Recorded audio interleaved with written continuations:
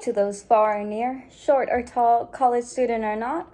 Welcome to today's episode of Taking a Dive into Policy, in which we are taking a deep dive into the politics that shaped our society and borders. I'm your host, Carina, and today we'll be traveling back to 1986, where people had big hair and the music was rad. Now, you may be wondering, why 1986 specifically? Well, if you haven't guessed it yet, we're going to do a deep dive into President Reagan's presidency and when he signed the Immigration Reform and Control Act. But for now, we'll refer to it as the IRCA. Now, what is the IRCA, you may ask? Well, I'm glad you asked. This grants leadership to nearly 3 million immigrants who entered this country illegally. Reagan passed this bill to compromise with Congress at the time. Overall, the bill was implemented to secure the border and jobs. But now here's a multi-million-dollar question. Was it effective? Or was this kind of equivalent to slapping a bandaid on a broken dam? Lastly, what lessons can we learn from it in today's immigration? Well, let's get our scuba gear on and take that dive deep down. Now that we're all set for our dive, let's break this up into 4 sections. First, we'll go over the historical background and context of the border. Then we will discuss the effects of labor markets and economic mobility.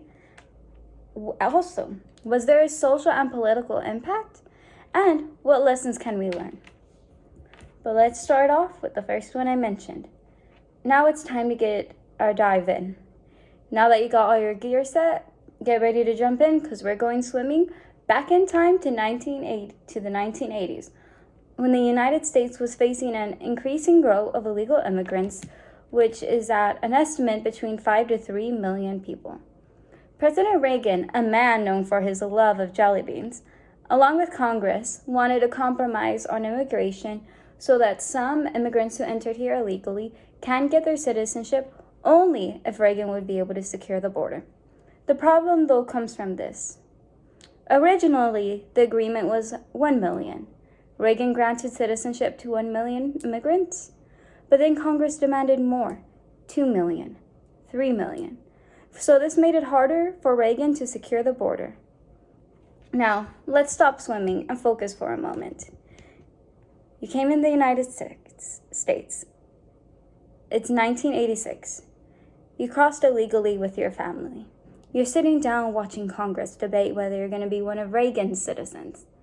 Imagine the stress of the fact that the IRCA was unheard of, granting legal status for those who committed a crime coming here illegally, but it is for those immigrants who came in the U.S. before 1986 and have been struggling to apply for citizenship.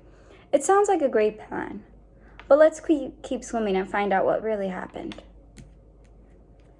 Now, let's discuss one of the IRCA's key promises, economic integration.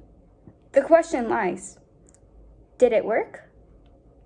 Or is it like saying you're on a diet and all you've been eating is sweets because you forgot?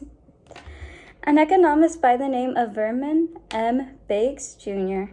discussed that legalizing illegal immigrants would benefit the economy even better. These new citizens will access better wages, better working conditions, and labor protection because they are now legal citizens of the state. However, this is kind of like that one friend who's budgeting, who is a little low on money, but has an addiction of splurging on designer clothes. Businesses have found a way around the IRCA sanctions by hiring through subcontractors, which did the opposite effect of what they were hoping for. A study done by Diosip and De La Gaza in 1998 saw that most that benefited from the IRCA amnesty came from a program for upward economic mobility, which made it easier for home ownership and better education for future generations. The IRCA did work for many people, but it's like an old car that's running. It makes a lot of obnoxious noise and might not run the best. Some may say that the IRCA failed to protect the border. To sum it up, it's like trying to stop a flood with a roll of paper towels. It's not going to go anywhere. The flood's still going to happen. Now that we're about 100 feet deep, let's dive into the labor market. Some may wonder if the IRCA has profound and social implications. Well, Little Fishy told me it does. Many former illegal immigrants have gained a sense of belonging after becoming citizens. This sparked a law, which is a lasting debate on amnesty. As we keep swimming, imagine we're back in 2008. We're roughly under the Obama administration. And immigration's a hot topic. Deportations are record high, which actually gave Obama the nickname Deporter-in-Chief. In a 2006 ABC News discusses how Obama was responsible for deporting 2.5 million people in only 8 years. That's almost 700 people getting deported a day. But let's make it even smaller. This is 36 people an hour getting deported. Almost every 2 minutes, somebody was getting deported by President Obama. In contrast, Reagan's IRCA was to meet in the middle of Congress. Even though there were some hiccups, the general goal was for there to be peace between Congress and the president. This allowed people to be citizens, and then Reagan can secure the border. Reagan gave a welcome to America kind of vibe, whereas Obama was don't let the door hit you on the way out. NPR coverage of the IRCA in 2008 highlighted that while Reagan saw immigration as a way to strengthen America, later policies focused more on punitive measures rather than integration. And is that a shift in narrative? It's still shaping modern immigration policies to this day.